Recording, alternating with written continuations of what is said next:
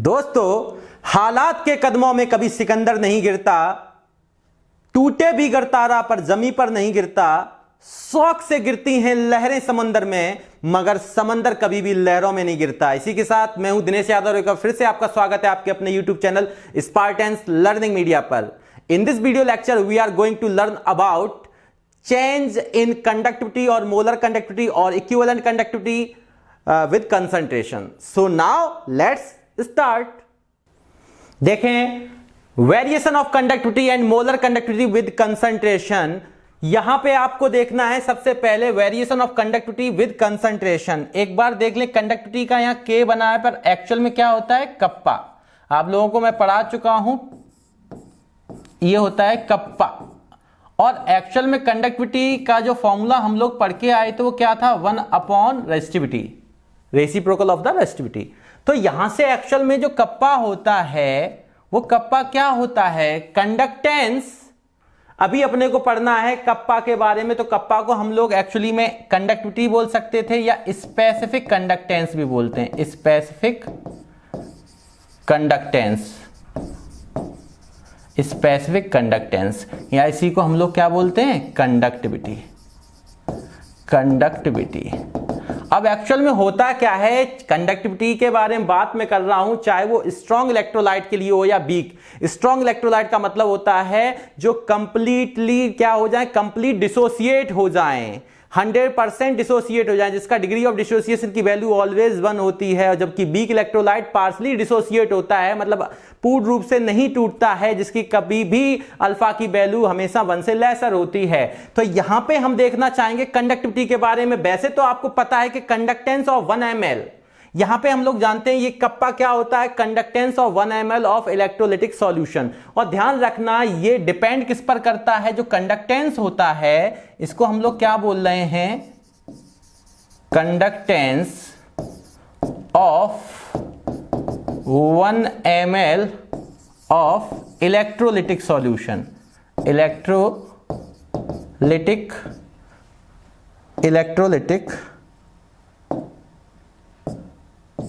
Solution. इसका मतलब आप समझें कि दैट मींस जो कंडक्टेंस होता है, कंडक्टेंस को हम लोग G से या सिग्मा से रिप्रेजेंट करते थे।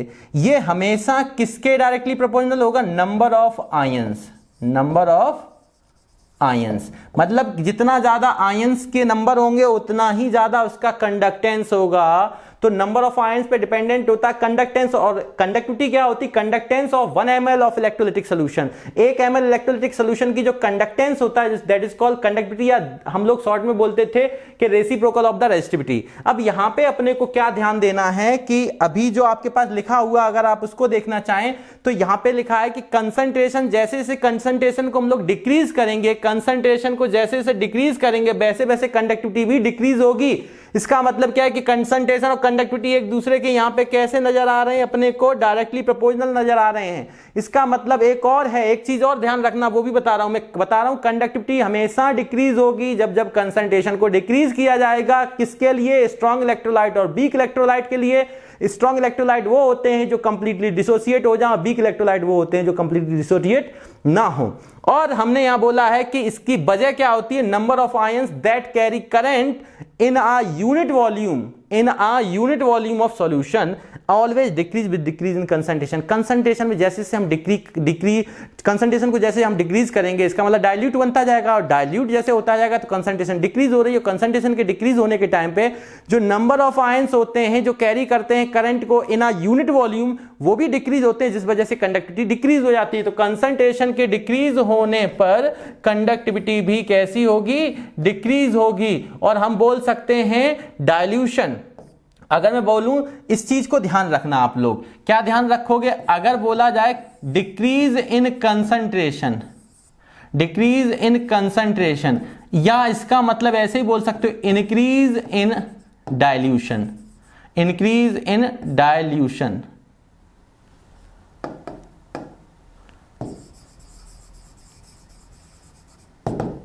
अब यहां जरूरी नहीं था कि आपको यहां पे ये लिखा मिले conductivity always decrease with decrease in concentration, हो सकता था इंक्रीज इन डाइल्यूशन भी लिख सकता था। भाई सॉल्यूट आप सॉल्वेंट अगर जितना ज्यादा हम सॉल्वेंट को ऐड कराएंगे तो वो उतना ज्यादा डाइल्यूट हो जाएगा, और जितना ज्यादा हम उसमें सॉल्वेंट कम से कम रखेंगे उतना वो कंसंट्रेट होगा। तो कंसंट्रेशन कंडक्टिविटी के डायरेक्टली प्रोपोर्शनल है। इसको और तरीके से भी हम लोग देख लेते हैं कि हमें एक्चुअली यहां बोल क्या रहे हैं, इसको समझ लेते हैं एक बार।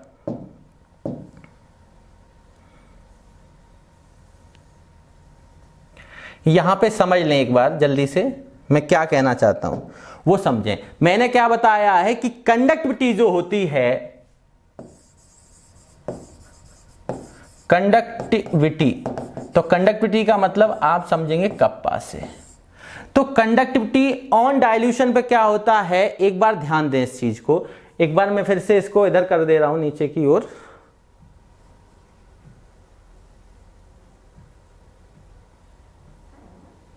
यहां से देखें एक बार जल्दी से कि मैंने कहा कंसंट्रेशन जैसे जैसे आपका डिक्रीज होगा वैसे वैसे स्ट्रॉन्ग और वीक इलेक्ट्रोलाइट दोनों के लिए हमारे पास क्या हो जाएगा कि जो हमारे पास कंसंट्रेशन डिक्रीज होने के साथ साथ उसमें नंबर ऑफ आयंस जो कैरी कर रहे थे करंट, वो भी कैसे हो जाएंगे, डिक्रीज हो जाएंगे। ठीक है, तो यहां पे ध्यान रखना एक चीज, मैं यहां शॉर्ट में आपको बता दे रहा हूं कि जो करंट कैरिंग पार्टिकल होते हैं वो डाइल्यूशन के दौरान पर यूनिट वॉल्यूम में डिक्रीज होते जाते हैं। मतलब क्या है, इसको समझ लें, मैंने क्या बोला है यहां पे वो समझ लें एक बार। मैं यहां पे एक बार समझा देता हूं आपको मैं क्या बताना चाह रहा हूं कि यहां पे मैं बताना चाह रहा हूं कि जो करंट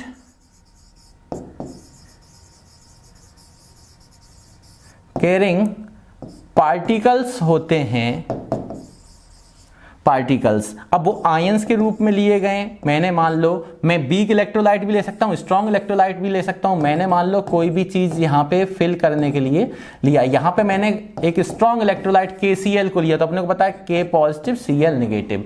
तो यहां पे क्या होने वाला है आप खुद से देखिए, जैसे जैसे हम यहां पे इसमें सॉल्वेंट ऐड कराएंगे, अगर हम इसमें सॉल्वेंट को ऐड कराते हैं, ऐड किसको कराते हैं, एडिशन ऑफ सॉल्वेंट, तो सॉल्वेंट को ऐड कराएंगे, इसका मतलब ये डाइल्यूट होता जाएगा, और ये डाइल्यूट होता जाएगा, इसका मतलब यहां पे कंसंट्रेशन डिक्रीज होती जाएगी।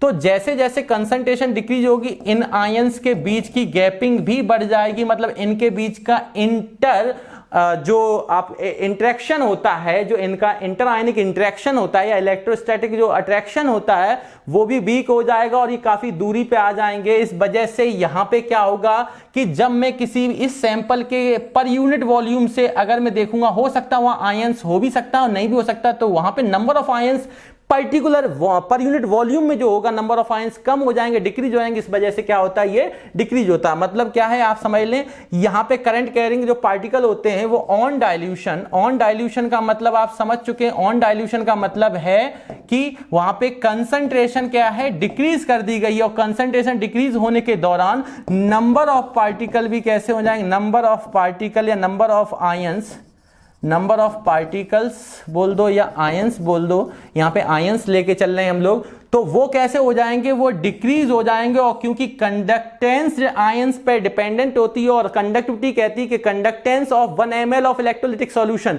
तो आप ध्यान दें, वैसे तो इसमें मान लो 1 मोल में आयन लेके चला, 1 मोल का मतलब 6.023 × 10⁻23 आयंस हैं, और अगर मैंने यहां पे इसको डाइल्यूट करता गया मतलब इसमें सॉल्वेंट ऐड करता गया, तो ये कैसा होता जाएगा, कंसंट्रेशन इसकी डिक्रीज होती जाएगी, कंसंट्रेटेड सॉल्यूशन से डाइल्यूटेड सॉल्यूशन होता जाएगा। तो इसमें क्या होने वाला है कि जो आयंस थे वो आयंस के बीच का अट्रैक्शन भी कैसा होता जाएगा, कम, इनके बीच की इंटर न्यूक्लियर डिस्टेंस बढ़ती जाएगी, तो इनका जो न्यूक्लियर अट्रैक्शन है या मैं बोलूं इंटर आयनिक अट्रैक्शन जो होता है या इंटरेक्शन जो होता है वो कैसा हो जाएगा, वो भी वीक हो जाएगा। और पर यूनिट वॉल्यूम किसी भी एक जगह पे सैंपल में अगर आयंस को देखा जाएगा तो वहां पे, क्योंकि मैं पर यूनिट वॉल्यूम की बात कर रहा हूं, तो पर यूनिट वॉल्यूम में जो होने वाला है, जो हमारे पास नंबर ऑफ आयंस होते हैं, number of particle per unit in per unit volume, वो कैसे हो जाएंगे, वो डिक्रीज हो जाएंगे। अगर number of ions per unit volume decrease हो जाएंगे तो सिंपल सी चीज ये है कि यहां पे कंडक्टिविटी भी कैसी हो जाएगी, डिक्रीज हो जाएगी। तो सिंपल आपने समझ लिया कि कंसंट्रेशन डिक्रीज होने से कंसंट्रेशन डिक्रीज होने से कंडक्टिविटी ऑलवेज डिक्रीज। ध्यान रखना क्यों, क्योंकि कंडक्टिविटी का मतलब क्या है, जो करंट कैरिंग पार्टिकल्स होते हैं, जो ये पार्टिकल्स होते हैं वो डाइल्यूशन के दौरान मतलब कंसंट्रेशन डिक्रीज होती है तो पर यूनिट वॉल्यूम में जो नंबर ऑफ पार्टिकल होते हैं वो डिक्रीज हो जाते हैं, इस वजह से उसकी कंडक्टिविटी भी क्या हो जाती है, डिक्रीज हो जाती है। एक बार देखें जल्दी से, यहां पे अगर मैंने बात की है दोनों के लिए for strong and weak electrolyte, अब मैं बात कर ले रहा हूं नेक्स्ट टर्म की। और इसमें एक चीज और देख सकते हैं हम लोग, क्या देख सकते हैं, अगर मैं यहां पे ग्राफ ड्रॉ करना चाहूं कंडक्टिविटी, यहां पे मैं ग्राफ ड्रॉ करना चाहूं अंडर रूट सी, इसका मतलब कंसंट्रेशन का स्क्वायर रूट, और यहां पे मैं लेके चलना चाहूं कंडक्टिविटी, तो for strong and weak electrolyte दोनों के लिए जो ग्राफ आता है वो कुछ इस तरीके से होता है। इसका मतलब क्या है, यहां पे क्या है, ये अपना ओरिजिन है, यहां पे लगातार कंसंट्रेशन को जैसे जैसे इंक्रीज करेंगे या कंसंट्रेशन जैसे जैसे डिक्रीज, भाई स्क्वायर रूट के अंदर लिया गया है, तो कंडक्टिविटी एक समय क्या होगा, कंडक्टिविटी पीक पे होगी यहां पे, फिर एक समय बाद क्या हो जाएगा आपके पास, यहां पे देखें, यहां पे क्या होगा, एक समय यहां पे कंडक्टिविटी की वैल्यू ये है, ठीक है, और यहां पे ही कंसंट्रेशन लिया, तो जैसे जैसे हम कंसंट्रेशन, तो एक समय तो ये ऐसा होगा कि बढ़ता जाएगा, फिर धीमे धीमे जैसे जैसे हम कंसंट्रेशन को इंक्रीज करेंगे, आप देख रहे हैं ना कंसंट्रेशन की वैल्यू अगर जैसे जैसे हम बढ़ा रहे हैं तो कंडक्टिविटी बढ़ रही है, मतलब कंडक्टिविटी जो होती है वो स्ट्रॉन्ग और वीक इलेक्ट्रोलाइट के लिए आप बात कर सकते हैं कंडक्टिविटी के मतलब कंसंट्रेशन के बढ़ने पर, कंसंट्रेशन के बढ़ने पर कंडक्टिविटी इंक्रीज होगी और कंसंट्रेशन डिक्रीज होने पर कंडक्टिविटी डिक्रीज होगी। इस चीज को ध्यान रख लेना, क्यों, क्योंकि जो करंट कैरिंग पार्टिकल होते हैं वो पर यूनिट वॉल्यूम के अंदर कैसे होते हैं, नंबर ऑफ आयंस डिक्रीज होते जाते हैं, इसलिए कंडक्टिविटी भी डिक्रीज हो जाएगी।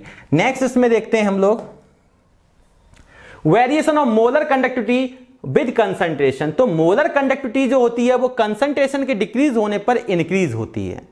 ऐसा क्यों होता है उस चीज को भी समझते हैं हम लोग। मैंने क्या बताया कि कंसंट्रेशन डिक्रीज होगा पर मोलर कंडक्टिविटी इंक्रीज होती है। ऐसा क्यों होता है उस चीज को भी समझ लें। इससे पहले मैं इसको समझाऊं उससे पहले मैं एक छोटी सी बात बताना चाहूंगा। इससे पीछे जो आपने पढ़ा था उसको थोड़ा सा और देख लें एक बार, ठीक है ना। मैं यहां पे लेके चलता हूं आपको वापस से। मैं यहां पे आपको एक चीज और बता देना चाहूंगा। अभी बच्चों के मन में थोड़ा स्ट्रांग और वीक के लिए बात आ रही होगी, ठीक है ना। आप इसको देखें, यहां पे देखें, अगर मैं बात कर रहा हूं कंडक्टेंस की, मैं पहले ही पॉइंट को वापस से समझाना चाहूंगा। कंडक्टेंस, तो कंडक्टेंस को आप कैपिटल जी से भी रिप्रेजेंट करते थे या सिग्मा से भी रिप्रेजेंट करते थे। आपको ये चीज क्लियर है। अब कंडक्टेंस में दो पार्ट को मैं लेके चलना चाहूंगा। यहां पे हो सकता है ये वीक इलेक्ट्रोलाइट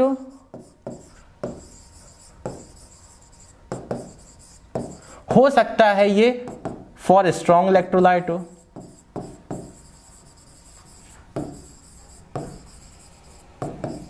तो स्ट्रॉन्ग और वीक इलेक्ट्रोलाइट के लिए आप ध्यान रखें कि वीक इलेक्ट्रोलाइट का मतलब क्या है। वीक इलेक्ट्रोलाइट का मतलब क्या है। वीक इलेक्ट्रोलाइट का मतलब है जो पार्शियली डिसोसिएट हो, जो कैसे हो, पार्शियली डिसोसिएट हो।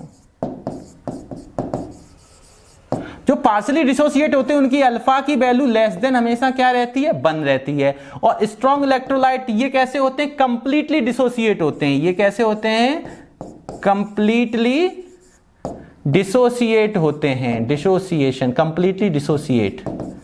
तो यहां पे ध्यान दें, कंप्लीटली डिसोसिएट का मतलब ये होता है कि इनका अल्फा की वैल्यू जो डिग्री ऑफ डिसोसिएशन होता है वो 100% होता है। 100% का मतलब 100 × 1/100। दैट मींस क्या हुआ कि अल्फा की वैल्यू किसके इक्वल होगी, 1 के इक्वल होगी। और यहां पे ये 100% नहीं डिसोसिएट होता है, 10% हो सकता है डिसोसिएट हो जाए, 20% हो जाए। जैसे जैसे हम क्या करेंगे, इसको डाइल्यूट करते जाएंगे, वैसे वैसे इसके नंबर ऑफ आयंस भी बढ़ते जाएंगे। तो सिंपल सी चीज है वीक इलेक्ट्रोलाइट में। स्ट्रॉन्ग में ऐसा नहीं होगा, ये कंप्लीटली डिसोसिएट होते हैं। तो यहां पे नंबर ऑफ आयंस कैसे होते हैं, जो नंबर ऑफ आयंस होते हैं, मैं अलग अलग केस की बात कर ले रहा हूं। यहां पे जो नंबर ऑफ आयंस होते हैं वो कैसे होते हैं, यहां पे नंबर ऑफ आयंस कांस्टेंट होते हैं, रिमेन कांस्टेंट। पर जो अब बात आई इंटरेक्शन की, तो इंटरेक्शन अभी मैंने आपको बताया था इंटर आयनिक इंटरेक्शन जो होता है, अब मुझे आप खुद से बताइए इंटर आयनिक इंटरेक्शन, इंटर आयनिक इंटरेक्शन, तो इंटर आयन ये तो रिमेन कांस्टेंट है, पर इंटर आयनिक इंटरेक्शन जो होता है वो कैसा होता है, डिक्रीज। तो इसका मतलब है वहां पे मोबिलिटी जो होगी, मोबिलिटी मूव करने की टेंडेंसी वो कैसी हो जाएगी, इजीली ये क्या कर सकते हैं, मूव कर सकते हैं। तो यहां पे ध्यान दें, इजीली अगर ये मूव कर सकते हैं यहां पे, ठीक है, ये अगर इजीली मूव कर सकते हैं तो इसका मतलब क्या है कि इनके इंटर जो आयनिक डिस्टेंस है, मान लो ये कोई बीकर है, यहां पे मैंने अगर मान लो स्ट्रॉन्ग KCl को लिया है यहां पे, अब जैसे जैसे हम इसको डाइल्यूट करते जाएंगे, जैसे जैसे इसको डाइल्यूट करते जाएंगे, सॉल्वेंट इसमें ऐड करते जाएंगे, तो ये आयंस के बीच की जो डिस्टेंस है वो भी क्या होती जाएगी, वो भी बढ़ती जाएगी। मतलब इनके बीच का जो इंटर आयनिक इंटरेक्शन है या अट्रैक्शन है वो वीक होता जाएगा। इसका मतलब काफी दूर दूर पे होंगे, तो ये जो अट्रैक्शन फोर्स लग रहा था इन आयन के बीच में, इलेक्ट्रोस्टैटिक अट्रैक्शन फोर्स, वो वीक हो गया, तो ये आसानी से मूव कर सकते हैं। इसका मतलब ये है कि इनका इंटर आयनिक इंटरेक्शन कम होता है, जिस वजह से, ये तो कांस्टेंट है, जिस वजह से कंडक्टेंस या इसका कंडक्टेंस क्या होता है, इंक्रीज होता है।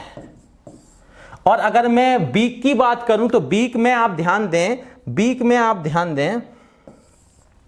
बीक में क्या होगा यहां पे कि बीक वाले में नंबर ऑफ आयंस क्या होंगे भाई, सीधी सी बात है। अगर मैंने मान लो एस्टिक एसिड लिया, एस्टिक एसिड CH3COOH, और इसको मैंने डिसोसिएट कराया, CH3 एसीटेट आयन और हाइड्रोजन आयन में डिसोसिएट होगा। मान लो ये 10% डिसोसिएट हो गया, 10% लेके कितना चले थे, 100%। तो ध्यान रखना यहाँ पे 100% लेके चले थे, ठीक है ना।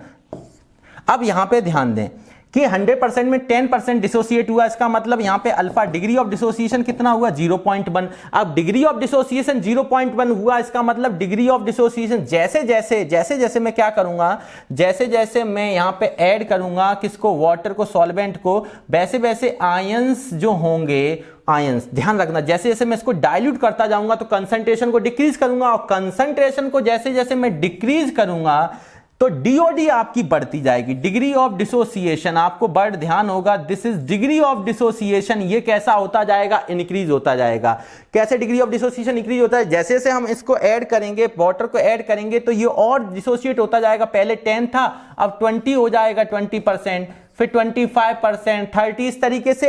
इसमें कोई फर्क नहीं पड़ना था, ये तो कंप्लीटली डिसोसिएट थे। पर इसमें क्या होगा, जैसे जैसे हम कंसंट्रेशन को डिक्रीज करेंगे, इसका मतलब डाइल्यूशन बढ़ाएंगे, मतलब वाटर सॉल्वेंट को ऐड करेंगे इसमें, या किसी भी सॉल्वेंट को ऐड करते हैं, तो यहां पे डिसोसिएशन की वैल्यू जो होती है वो इंक्रीज होती है। तो ऑब्वियसली कि यहां पे डिग्री ऑफ डिसोसिएशन क्या होगा, इंक्रीज होगा। कब, जब हम किसी इसको क्या करते जाएंगे, वेरी डाइल्यूट करते जाएंगे, वैसे वैसे यहां पे नंबर ऑफ जो आयंस होंगे वो कैसे होते जाएंगे, डिसोसिएट होते जाएंगे। तो यहां पे जब डिसोसिएशन बढ़ जाएगा, डिग्री ऑफ डिसोसिएशन इंक्रीज हो जाएगा, तो डिग्री ऑफ डिसोसिएशन इंक्रीज हुआ तो ऑब्वियसली क्या होगा, कंडक्टेंस भी क्या हो जाएगा। इसका मतलब जितना ज्यादा ये डिसोसिएट होते जाएंगे तो यहां पे क्या हो जाएगा, नंबर ऑफ आयंस इंक्रीज हो जाएंगे, नंबर ऑफ आयंस इंक्रीज हो जाएंगे, तो इसका मतलब कंडक्टेंस जो होगा वो भी कैसा हो जाएगा, कंडक्टेंस आपका इंक्रीज हो जाएगा।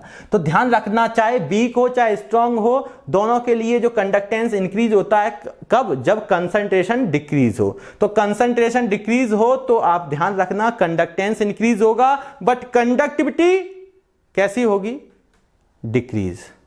कंडक्टिविटी क्यों डिक्रीज होती थी, जो करंट कैरिंग पार्टिकल या आयंस होते थे ऑन डाइल्यूशन क्या होता था, जो नंबर ऑफ आयंस होते थे पर यूनिट वॉल्यूम में वो डिक्रीज हो जाते थे, क्योंकि वहां पे हम पूरे सैंपल की बात नहीं, वहां पर्टिकुलर किसी भी पर यूनिट वॉल्यूम में नंबर ऑफ आयंस को चेक किया करते थे। तो पर यूनिट वॉल्यूम में जो नंबर ऑफ आयंस होते हैं कंडक्टिविटी के अंदर, कंडक्टेंस के अंदर नहीं, वो कैसे हो जाते हैं, डिक्रीज हो जाने की वजह से वहां कंडक्टिविटी डिक्रीज होती है पर कंडक्टेंस इंक्रीज होता है। उम्मीद है आपको समझ में आया होगा। अब देखते हैं यहां पे, तो मोलर कंडक्टिविटी की मैं बात कर लूं तो मोलर कंडक्टिविटी में आपको पता है कि मोलर कंडक्टिविटी का हम लोगों ने फॉर्मूला पढ़ रखा है, kappa into molar volume, this is molar volume. तो यहाँ पे अपने को पता है ये फॉर्मूला, और एक और फॉर्मूला आपने पढ़ रखा है यहाँ पे, अगर आपको पता है तो मैंने आपको बताया था लैम्डा यहाँ पे हो जाएगा कप्पा इंटू 1000 अपॉन मोलरिटी लेके चलेंगे यहाँ पे, ठीक है ना। यहाँ पे क्या लेके चलते हैं हम लोग, मोलरिटी। पर हमें इससे मतलब है, वॉल्यूम वाला जिक्र किया गया। तो यहाँ पे जो टोटल वॉल्यूम सॉल्यूशन का होता है वो तो लगातार अभी मैंने बताया था इंक्रीज होगा, और कंडक्टिविटी कैसी हो रही थी, डिक्रीज हो रही थी। फिर से समझें, यहां पे जो है कंडक्टिविटी डिक्रीज हो रही थी, मोलर वॉल्यूम इंक्रीज हो रहा था। तो इसका मतलब क्या हुआ, यहां पे देखें कि थ्योरेटिकली तो ऐसे लग रहा है कि इसका मतलब मोलर कंडक्टिविटी पे कोई इफेक्ट नहीं पड़ रहा है, कि जितना इसमें क्या लग रहा है थ्योरेटिकली देखें कि अभी मैंने कहा था भाई डाइल्यूशन कर रहे हैं, कंसंट्रेशन डिक्रीज करने का मतलब क्या है, कंसंट्रेशन डिक्रीज करने का मतलब क्या है, कंसंट्रेशन डिक्रीज करने का मतलब है कि इसका मतलब वॉल्यूम आप इंक्रीज कर रहे हैं। भाई किसी चीज को ऐड कर रहे हैं तो वॉल्यूम इंक्रीज हो रहा हो, वॉल्यूम इंक्रीज हो रहा है, तो यहां पे मैंने वॉल्यूम इंक्रीज दिखा दिया। अब बात आई कि मोलर कंडक्टिविटी को हम लोग डिफाइन भी करते थे, it is defined as the number of ions present in a solution having 1 mole of electrolytic solution, मतलब conducting power of all ions, ध्यान होगा आपको, conducting power of all ions present in a solution having 1 mole of electrolyte. और equivalent में क्या करते थे, 1 equivalent लेते थे इलेक्ट्रोलाइटिक सॉल्यूशन में। तो यहां पे एक्चुअल में ये होता क्या था, हमें पता है कि conducting power of all ions present in a solution having 1 mole of electrolytic solution. तो यहां पे देखा हमने कि वॉल्यूम इंक्रीज हो रहा है, इसका मतलब इसको डाइल्यूट करते जा रहे हैं। जब डाइल्यूट करते जा रहे हैं तो कंसंट्रेशन ऑब्वियसली कैसा होता जाएगा, डिक्रीज होता जाएगा। पर कंडक्टिविटी, अभी मैंने बताया कि कंसंट्रेशन डिक्रीज होने से कंडक्टिविटी भी कैसी होती है, डिक्रीज होती है। तो आप यहां पे थ्योरेटिकली ये दिमाग में आ रहा होगा कि इसका मतलब मोलर कंडक्टिविटी पे कोई चेंजमेंट नहीं होगा, बल्कि क्या हो रहा है कि मोलर कंडक्टिविटी को कोई चेंजमेंट क्यों नहीं हो रहा, क्योंकि ये इंक्रीज हो रहा है, ये डिक्रीज हो रहा। पर एक्चुअली ऐसा नहीं होता है। एक्सपेरिमेंट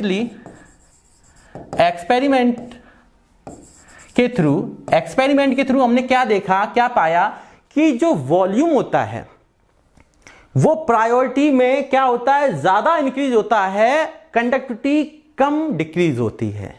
मतलब कि जो मोलर वॉल्यूम है वो प्रोबेबली कैसा होगा, वो प्रोबेबली इंक्रीज होता है, कंडक्टिविटी कैसी, ये मच मोर, ये प्रायोरिटी इसकी कैसी होती है, ज्यादा होती है। ये प्रायोरिटी कैसी होती है, इसकी ज्यादा होती है। मतलब इसको देखा गया कि जितने तेजी से वॉल्यूम इंक्रीज होता है उतने तेजी से कंडक्टिविटी डिक्रीज नहीं होती है, कंडक्टिविटी धीमे धीमे डिक्रीज होती है और वॉल्यूम तेजी से इंक्रीज होता है। इस वजह से प्रायोरिटी किसकी ज्यादा होती है, वॉल्यूम की। तो ये ज्यादा तेजी से इंक्रीज हो, ये धीमे धीमे डिक्रीज हो, तो ओवरऑल इफेक्ट जो मोलर कंडक्टिविटी पे पड़ने वाला है वो किसका पड़ने वाला है, मोलर वॉल्यूम का पड़ने वाला है। इस वजह से यहां पे जो होता है लैम्डा एम कैसा होता है, इंक्रीज, क्योंकि ये किस पे डिपेंडेबल अब हो चुका है, प्रायोरिटी ऑर्डर में ये मोलर वॉल्यूम पे, क्योंकि मोलर वॉल्यूम जितनी तेजी से इंक्रीज होता है कंडक्टिविटी उतनी तेजी से डिक्रीज नहीं होती। अगर दोनों के जो स्पीड है बढ़ने और घटने की, अगर वो दोनों की सेम होती तो मोलर वॉल्यूम पे कोई, मोलर कंडक्टिविटी पे कोई इफेक्ट नहीं पड़ता।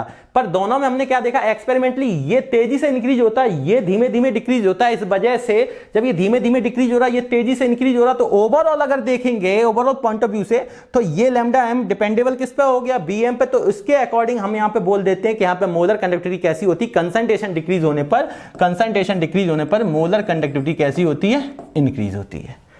आई होप आपको ये चीज क्लियर हुई होगी। ठीक है, मैं इसको आगे बता रहा हूं।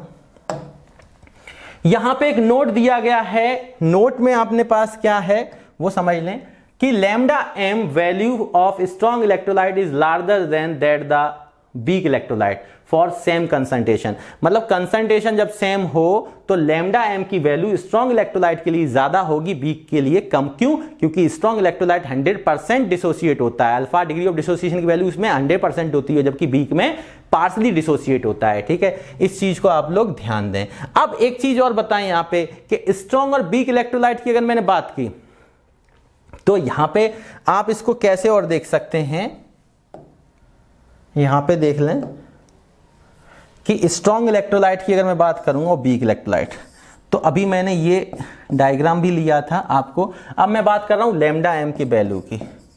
तो ध्यान रखना कि वीक और स्ट्रॉन्ग इलेक्ट्रोलाइट के लिए जो इनके बीच का ग्राफ होता है वो कैसे होता है। स्ट्रॉन्ग इलेक्ट्रोलाइट के लिए कुछ ऐसा होता है और वीक इलेक्ट्रोलाइट के लिए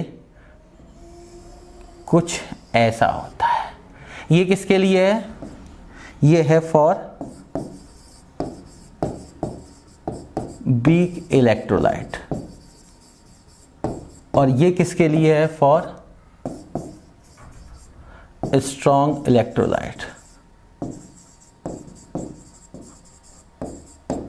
ये चीजें ध्यान देना कि लैम्डा एम वर्सेस हमने कंसंट्रेशन में जो ग्राफ ड्रॉ किया है वो स्ट्रॉन्ग इलेक्ट्रोलाइट के लिए कैसा है, आपको दिखाई दे रहा है डाउनवर्ड, और ये थोड़ा एक्सपोनेंशियल टाइप का है कि जैसे जैसे हम कंसंट्रेशन डिक्रीज करेंगे लैम्डा एम इंक्रीज होगा। देखो कंसंट्रेशन जैसे जैसे ओरिजिन की जीरो की तरफ आ रहा है वैसे वैसे कंसंट्रेशन जैसे जैसे इधर कंसंट्रेशन ज्यादा है इस पॉइंट पे, जैसे जैसे हम डिक्रीज कर रहे हैं वैसे वैसे आपके लैम्डा एम की वैल्यू इंक्रीज हो रही है। ठीक है, और स्ट्रॉन्ग इलेक्ट्रोलाइट में आप ध्यान दीजिए यहाँ पे कि जैसे जैसे यहाँ भी इस पॉइंट को अगर देखेंगे, इस वाले पॉइंट पे देखेंगे, अगर मैं बात करूं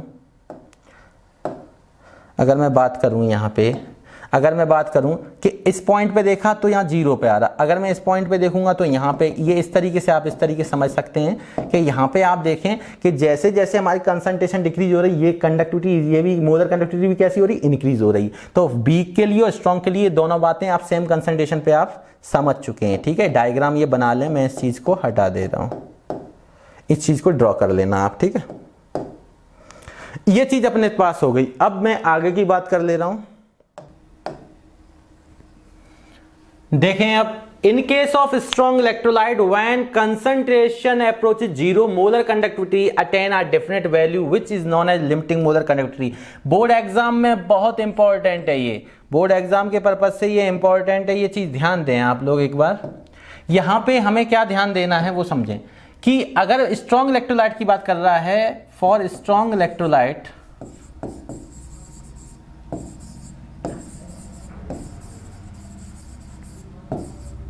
यहां ध्यान दें क्या कि अगर हम कंसंट्रेशन को क्या मान के चलें, जीरो। सिंपल सी चीज ये है, आप खुद से दिमाग लगाइए कि मान लो मेरे पास यहाँ पे कंसंट्रेशन है, यहाँ मोलर वॉल्यूम है, और यहाँ पे सॉरी मैं मोलर वॉल्यूम की बात कर रहा हूँ, तो यहाँ पे मोलर वॉल्यूम है और यहाँ पे लिमिटिंग मोलर कंडक्टिविटी है।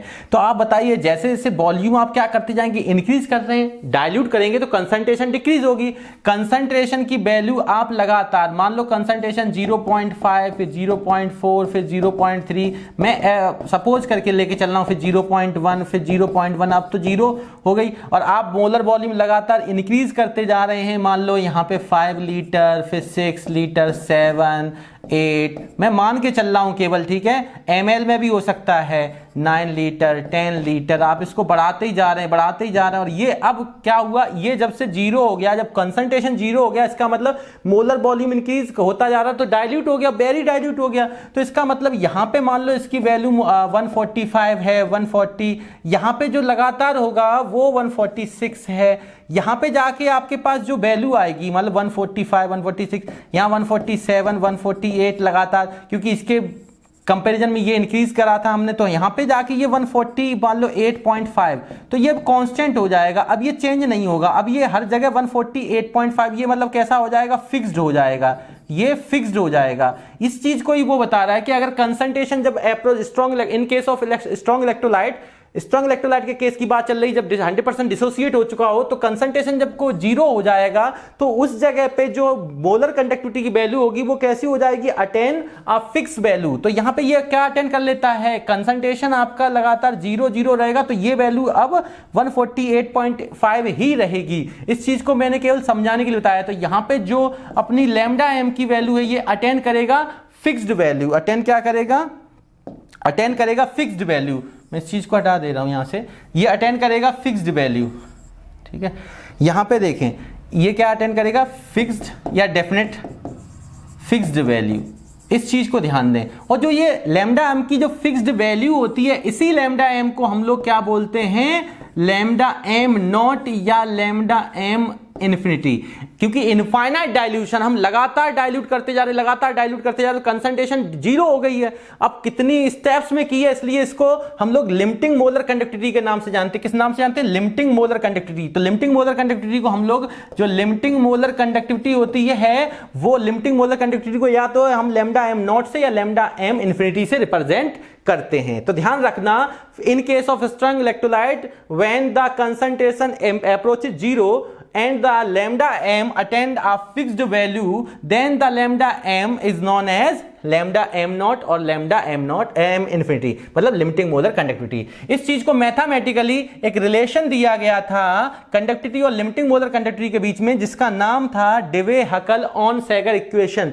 डेवे हकल ऑन सैगर इक्वेशन इसका नाम है। वो समझ लें इस चीज को कि यहाँ पे डेवे हकल ऑन सैगर क्या है। ठीक है, यहां पे देखें, जो डेवे हकल ऑन सैगर इक्वेशन है वो क्या है, इसको समझ लें।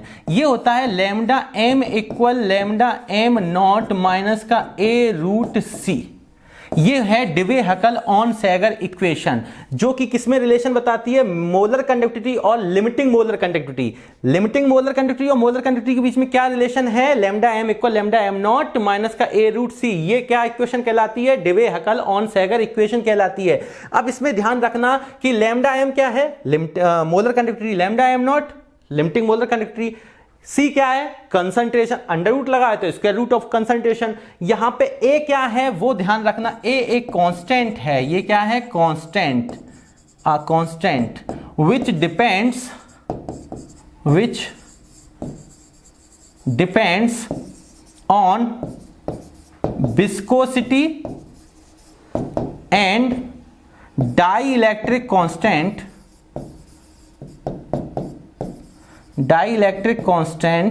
Of solvent. ध्यान रखना, सॉल्वेंट के डाइलेक्ट्रिक कांस्टेंट और विस्कोसिटी पे डिपेंड करने वाला एक कांस्टेंट है ए। और एक प्यारा सा यहां पे हम लोग और क्या देख सकते हैं, यहां पे हम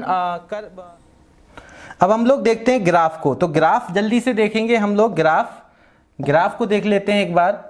अभी हमने पीछे स्ट्रॉन्ग इलेक्ट्रोलाइट की केस की बात की, तो अंडर रूट सी और लैम्डा एम के बीच में ग्राफ हमने ड्रॉ किया था। ग्राफ आपने देखा था किस तरीके से था? ये डाउनवर्ड था इस तरीके से। तो ये कैसे आया आपके मन में आ रहा होगा, क्या इसको लर्न करें? तो लर्न करने की जरूरत नहीं है, आप यहाँ पे ध्यान दें थोड़ा सा। अगर आप इसको देखना चाहेंगे तो यहाँ पे देखें, अभी डेवे हकल ऑन सैगर इक्वेशन क्या है? Lambda M equal lambda M not minus का ए रूट सी। अगर मैं बाई बराबर एम एक्स प्लस सी से इसकी कंपेरिजन करा दूं, अगर मैं बाई बराबर एम एक्स प्लस सी से कंपेरिजन कराऊं, तो थोड़ा सा ध्यान दें, बाई एक्सिस पर लैम्डा एम है, यस है।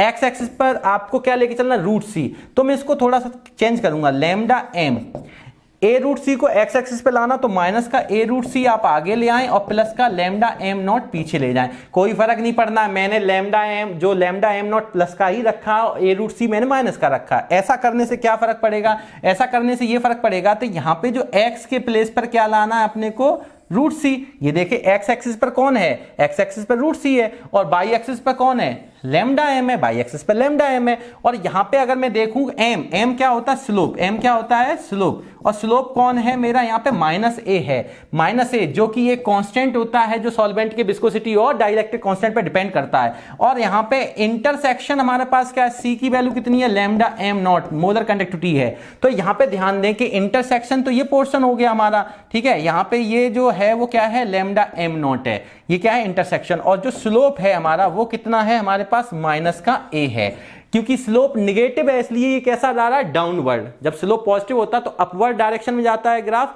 और अगर स्लोप नेगेटिव होता है तो डाउनवर्ड जाता है। स्लोप आप जानते हो, dy ओवर dx या m बराबर tan x भी बोल सकते थे हम लोग, तो tan थीटा भी बोलते हैं, ठीक है। तो ये मेरा किसके बीच में ग्राफ हुआ? अभी हम इस चीज को देख रहे थे, स्ट्रॉन्ग इलेक्ट्रोलाइट के केस में हमने इस तरीके से बनाया था, और इस तरीके से हमने वीक इलेक्ट्रोलाइट। तो स्ट्रॉन्ग इलेक्ट्रोलाइट कहां से इसका ये ग्राफ ड्रॉ हुआ था? लैम्डा एम और रूट सी के बीच में। और आपको देखने को मिला डेवे हकल ऑन सैगर इक्वेशन की हमने कंपैरिजन स्ट्रेट लाइन से करके देखी। तो बाई और एक्स एक्सिस पर हमने एक्स एक्सिस पर रूट सी को और बाई एक्सिस पर लैम्डा एम को लेके चले, तो हमें देखने को मिला कि स्लोप यहाँ पे माइनस है और इंटरसेक्शन यहाँ पे लैम्डा एम नॉट है, जिसको हमने ड्रॉ करके देखा। और यहां से हमारे पास क्या आ गया? लिमिटिंग मोलर कंडक्टिविटी और लैम्डा एम के रिलेशन का जो हम इसके थ्रू जो ग्राफ बनाया था लैम्डा एम और रूट सी के बीच में, वो ग्राफ देख लिया फॉर स्ट्रॉन्ग। ये किसके लिए है? For strong electrolyte, for strong